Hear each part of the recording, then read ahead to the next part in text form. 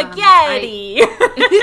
I want to I want to briefly, like, kind of go over what we just witnessed. Like, he keeps... I don't know if this is what gaslighting is. I don't know for sure. The term kind of confused me a little bit. But it sounds like he keeps saying, you're doing this to me. Right. Instead of saying, this is how I'm interpreting it from you. A very accusatory tone. Kind of always thinks the worst of her actions, like interprets them in the most negative light, which is unfortunate. And I'm sure it's coming from, like, a place of low self-esteem and all of that, but it's not really fair to her to have everything she does interpreted so unfavorably when she's been going out of her way a lot to try and do nice things for him. Yeah, and that's something I've been more conscious of doing, excuse me, is trying to be less accusatory when someone makes me upset. Right. And saying, this is how I'm interpreting your actions. Am I on the right page or not? As opposed to saying, you're doing this to me. You did this. Yeah. So, like, definite and stuff. Yeah. I think it's a better approach and a softer approach to say, this is how I'm interpreting your actions, or this is how I'm responding to what is happening. How can we fix this? Yeah, it's definitely, I think it's good to try and get on the same page with how they meant to have their actions come across, or, like, what they were intending versus, like, how it was interpreted by the receiving party and stuff, without it immediately jumping to, like, a call out per se. Right. And, like, I've been in the situation in a past relationship where, like, there was a lot of accusatory tones towards me and what I was doing. And then I was doing it back, which is not good either. Right. But also, like, it was a lot of, like, stuff that didn't matter, where I was being called out for, as opposed to, hey, this is how things are affecting me, how can we go about fixing this, blah blah blah. Definitely. And it's just a bunch of, you did this and it made me sad. Right. As opposed to taking some responsibility for how you're interpreting things. Because I think absolutely it's a two-way street, and, like, your own interpretations, because I'm very bad at always being able to figure out how my words are coming off, because I'm not always the best at words. So I kind of have to explain that, and fortunately I have good friends that understand that I am bad at words. You and my best friend, and you understand, well, you give me a little more time to explain, or the benefit of the doubt, because I'm not always the best at words and communication, as well, which I appreciate a lot, because I know that's one of my faults too. And, like, if we do something and we're like, well, this wasn't a good thing, and I'm like, oh, that's not what I meant. I'm sorry, like, oh, okay, right. Yeah. And it's easier to recover from that when you're aware of there's a dissonance there as well. And definitely, dude in past relationship, I feel like he was aware that I was not good with words, but he would use that against me all the time. Kind of thing. Oh, that's not a good feeling. Yeah. And it's like, I'm sorry that I'm doing this to you, but also, like, your interpretation of my words is, like, far worse than I could have meant anything, Right. Yeah. Definitely not charitable. Yeah. And, saying, oh, it's all your fault. God. It's just, it frustrates me. Yeah, gotta take some agency in it too. All right, so we've got our plate of spaghetti. And lately his moods are getting worse. I fear this might be sad spaghetti. We'll see. No. Not the sad spaghetti. No. I used to be able to comfort him and work him out of his spirals. Now it's like they're stealing him away. I've been staying at home after school, trying to help him feel better, trying to keep him balanced. It's almost become like a second job. I haven't hung out much with my friends, and it's starting to take a toll on me. I warned them I wouldn't be around for a while, and they understood. They said they'd still be there when everything died down. That's the other thing. Don't put your entire friendships into one person. Yeah, definitely. You gotta, especially if it's your significant other. It's a bad idea. Don't do that. That's a bad idea. I did that. That was a bad idea. And yeah, also, after the fact, it was a bad idea. Like, after things were broken off, and he was still, like, my only, like, confidant. Yeah, bad. Hard to, like, if you've got that reliance on them, then when the relationship's gone, it's like, where do I direct that? What do I do? Like, what happens now? Because that was something when we were deciding, to go hang out with Chelsea that I wanted to mention, but kind of forgot. Right. Because we were busy deciding, and don't do that. Don't, you need friends. Even if it's, like, a few friends that you feel comfortable with, like, it doesn't have to be a ton of people, but but don't put all your eggs into one person's basket. Into one person's basket. Because, like, things can always go sour, or you can find out, like, things that aren't, you can find out about incompatibilities after the fact, and then you put all this emotional energy and support into the one person. And it's not to say that you shouldn't do that with your significant other, because you should absolutely put a lot into your relationship with them. That's the point, But definitely always have another friend you can go to. At least one other friend you can go to, if not a couple of people that you can bounce off of. Because I also just always think it's good to, like, you don't want... like, in this case, she is mostly doing the supporting rather than the being supported.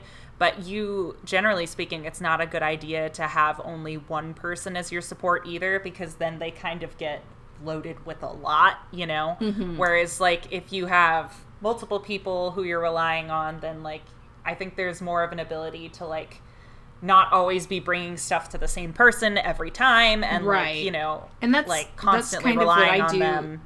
Even like positive things. I don't want to be like, because I get excited about like positive things, and I rotate through who I go to about it.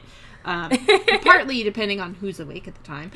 But I don't ever want to, and I know my friends don't feel offended by it, but I also I feel like if I talk about myself or talk about my experiences or talk about the same thing over and over and over again, that I'm aware it gets annoying, but I focus on that thing, that's just how I am. And I try to be more conscious of it and not bug the person about it, even though I'm like, I want to talk.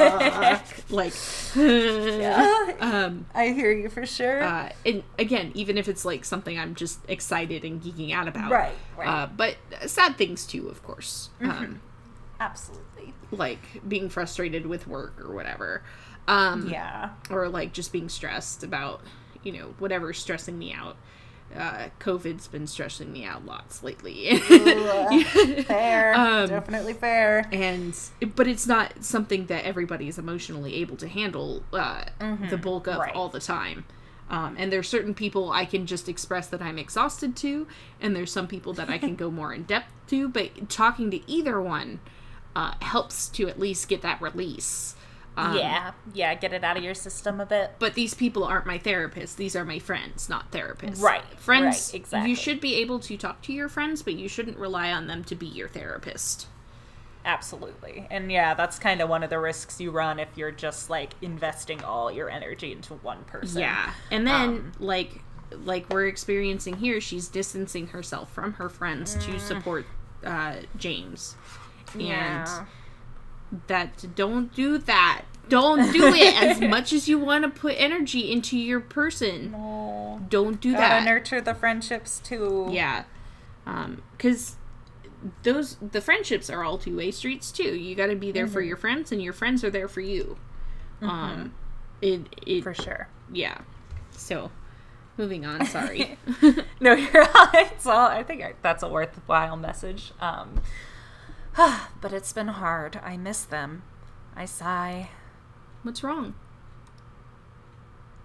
He looked up at me over his spaghetti. He's in an all-right mood at the moment, eyes bright despite the tiredness wearing on his face. Be honest, drop it, now's not the time. I mean, I know what I would want to say. Yeah, Jeannie's like, I want to be honest. Yeah, I do. I'm all about honest communication, man. I think you should lead this. You should generally have more of the say in the decisions, because I feel like and I feel this in general too, your approach tends to be a better one than mine, which is a little more passive anyway. Oh. And I'm trying to work on that too, is right. Be because I know you're also a little more of a confrontational person than I am. I am. Yeah, I'm very confrontational. You're like, we need to work this out, dang it. Yeah, I don't let, like, anything fester. Like, as soon as there's an issue, I'm like, okay, we're talking about this right now so we can work through it. I do, and I know it's not always the best thing, so. Yeah. But I've been trying to be more aware of that, especially within, lately, so. Yee. Okay, well, we're gonna be honest, then. I'm missing my friends a bit. I haven't seen them in a while. Why haven't you seen them? Can't you... Oh, the irony. No, because then you start acting like a whiny little baby, and you go, oh, well, go hang out with him. I'll be fine. It's fine. I'm lonely, but it's fine. Lord. Why haven't you seen them? Can't you call them up and go hang out? Yeah. I trail off. I didn't think this far ahead. I haven't exactly told him why I've been staying home with him every night. Isn't the sauce great? I really think I nailed it. I pop a bite of spaghetti into my mouth, but to no avail. He's still working out the implications of what I said. When he finally connects the dots, I see the realization on his face. You haven't been seeing them because we've spent so much time together, huh? I spin my fork in my spaghetti, unsure how to respond. You've had to take care of me, huh? Pfft, ridiculous. What? I mean, you're always having to clean up after me and help me feel better. Of course you miss them. Of course you want to see that. Oh, we were almost getting somewhere. We were so close. Of course you want to see them instead of me. Why wouldn't you? And then he makes it about himself again. James. Not again. That's not true. I love being around you, and I will help you with whatever I possibly can. I love you. Sure you do. Oh my god. I'm a mess you have to babysit to help keep things together. What's not to love? Because then he's, not only is he... Oh, lordy! I wasn't looking at the screen when that came up. Oh my god. Okay. So, like, he's not only making it about himself, but he's putting her on this sort of, like... pedestal, yeah. But also, like... I think the way that he's coming off, and people do this, too, like, it comes off as invalidating to Alsie. Okay. Yeah. I was thinking the food, the grocery store, Aldi. But I couldn't remember. I was thinking like Addie or something. I knew there was an L in it though, but I was like, I don't remember. Alsie.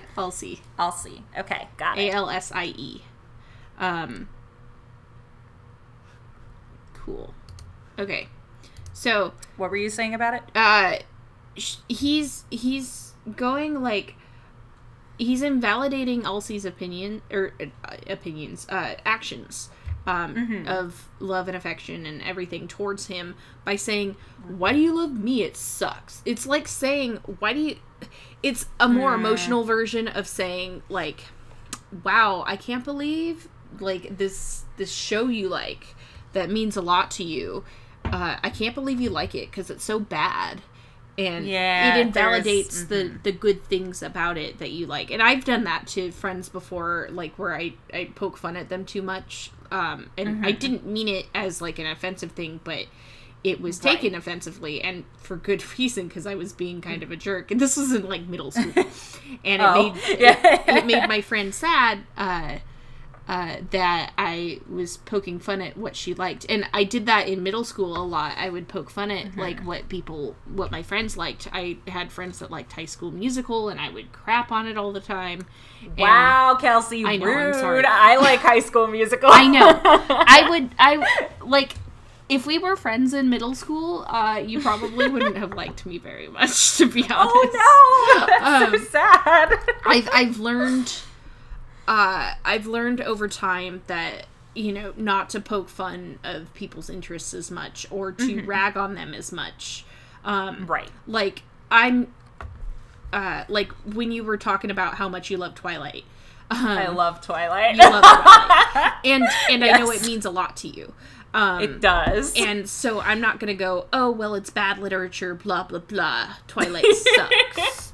Oh, it's just self-insert fangirling over this vampire boy. Oh, it sucks. Listen, if you wanted to try and have that conversation, I could write you a whole thesis on how good Twilight is. One, I'm scared of you a little bit. but the other thing is, like, by saying, you know, that what you like sucks, and saying it to your face, and not just saying, oh, I personally don't like this very much, here's why. Right. As opposed to saying, what you like sucks.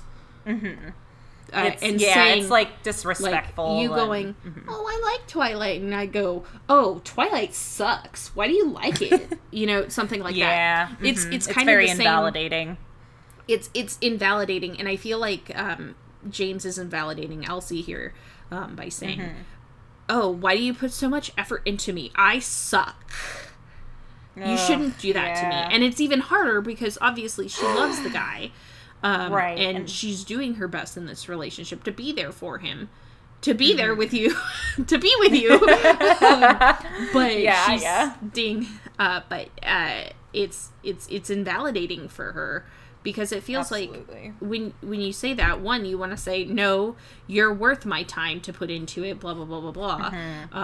And who knows whether that would feed his ego or whether it would just make him feel even worse if she were to say something like that. And two, which she might, I don't know yet, in response to, meanwhile, you're perfect. Everyone loves you. But, like, that would piss me off so much because you're like, oh, why do you love me? I suck. Yeah, and it's like, I get it. He has low self-esteem, but, like, don't turn it around and don't make it about what that person is doing. Don't, like, invalidate all the time they're spending on you and the effort they're putting in and stuff, because that's, like, the last thing they're gonna want to feel right now. Okay, so stop making it about yourself, James. Everyone loves you. We can move on. Okay, let me click. You should hang out with your friends. You're better off with them. See, and, like, now she can't go hang out with her friends, because if she does, then he's going to take it as her validating all of the ridiculous things he just expressed. So she's basically just trapped her and made her not allowed to go hang out with her friends, which is, I'm not going to leave you, James. You should. Leave me and go live the rest of your life. I'll be choking on your dust. I'm sorry, Jesus. I'm reading this dramatically. I even did the little faint thing. Choking on your dust. James, don't be silly. I'm not being silly. I'm serious. You're gonna leave me eventually. Might as well be now. There's a self-fulfilling prophecy there. James, I'm not going to leave you. I wanted to be here for you, that's all. Don't say that. You don't know whether you're going to stay. What, and you do? I know better than you do. I've been here before. Oh, stop it. You can't just tell me I'm not going to stay with you. I'm the one who makes that decision. You'll stay until it gets too rough on you. It's already happening. You wouldn't be the first. James, stop it. I love you, and love stays even when things are hard. I'm not going to abandon you. Who is he talking about? Probably previous exes who eventually couldn't put up with him anymore, well, I'm assuming. She was his best friend through high school, right? And then they got together in college. He might have dated other people while they were best friends, though. I've got my skeptical eyebrows up. Okay, I mean, or maybe, other friends have left. I don't know, whatever. Don't know, but my skeptical eyebrows are up. Okay. So, things are hard for you, huh? Oh my god. Same girl. Maybe it's the tone of my voice, but James doesn't respond. I bite my lip. James, maybe we should consider therapy again? I know it's expensive, but we can afford... He stands abruptly, sending utensils skittering across the tabletop. Hold up. Even though it just played. I knew it. You want to fix me. I'm too much for you to handle. Oh my god. Shut up. Oh, sorry. It, closed out for a second. Oh my god. No, I'm just suggesting... Sure you are. He sweeps out of the kitchen, slamming the bedroom door behind him. I put my face in my hands, breathing deeply. Remember that thing about how you should be open to getting support? Yeah, remember that? And not respond, up in arms when someone suggests it. Yeah. We had tense nights before, but this is the worst by far. I shouldn't have brought therapy up, not in this moment. Why on earth would I think that was a good idea? Because he needs therapy. That's why you would think it was a good idea. But he always comes home in such a bad mood, and he's always in a rush in the morning. When else was I supposed to suggest it? I don't know, but not then, not in the middle of an argument. I take another deep breath. Then, without thinking, I leave. Good for you, girl. It's freezing out here.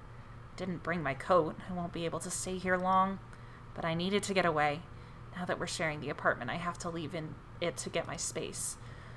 I breathe out into the evening air, watching the resulting mist drift away from my face. I hate winter. Oh, I love winter. Same. Well, now what? I've gone and left like a child throwing a tantrum. No, you did not, girl. I need to get... Yeah, he's the one who left the table first, so whatever. You just needed space. It's fine. I need to get my head on straight. No, you are saying the same thing he did. Don't do that. What the heck was that? I scrunch up my face, trying to remember what happened, but nothing coherent comes out. It happened so fast. I don't remember what exactly either of us said, but he was being mean. It hurt. Nothing like this has ever happened before. Back when we were in high school, James could be a bit rebellious. He's always had a biting sense of humor. But I don't remember him ever doing something just to upset someone. On the contrary, he was always trying to make people laugh, making our days a little less boring. He was ready to jump into the real world and show it what he was made of. I loved that about him. He was braver than I could ever be. In the end, he inspired me to pursue English seriously. Up until that point, I thought it was a pipe dream. No one ever makes money from an English degree. True. But he was so talented already that I realized maybe I could try. I wanted to be on his level. He inspired me. I looked up to him. We were the only people who understood each other. What went wrong? Why is this happening now? It has to be everything we're dealing with. He's going through a hard time and he's taking it out on me. So, what? How should I handle this?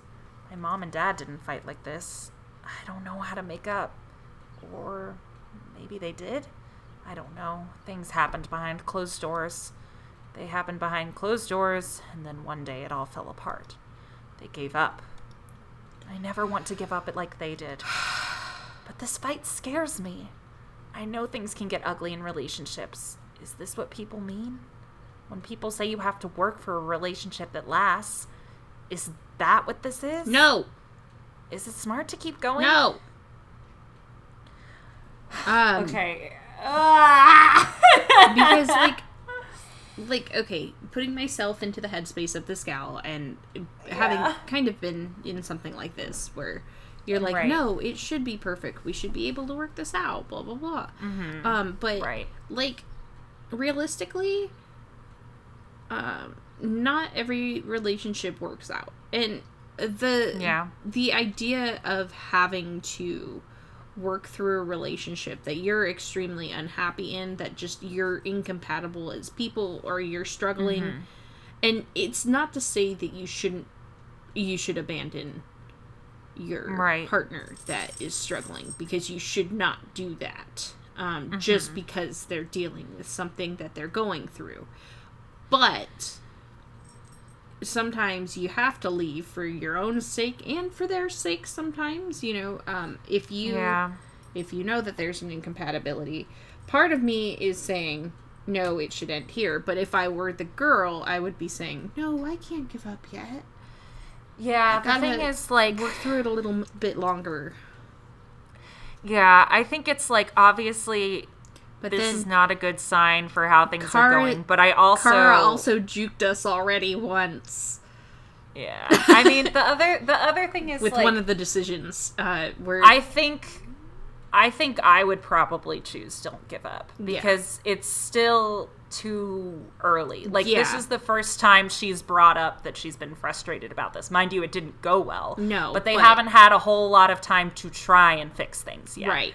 And I think you typically have to try before you're you shouldn't just abandon.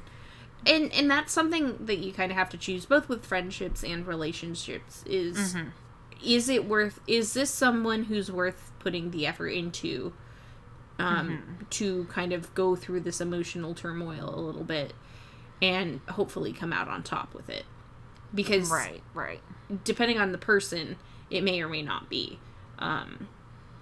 How much are you willing to put into this, knowing that you might not get anything out of it? Right, that's true.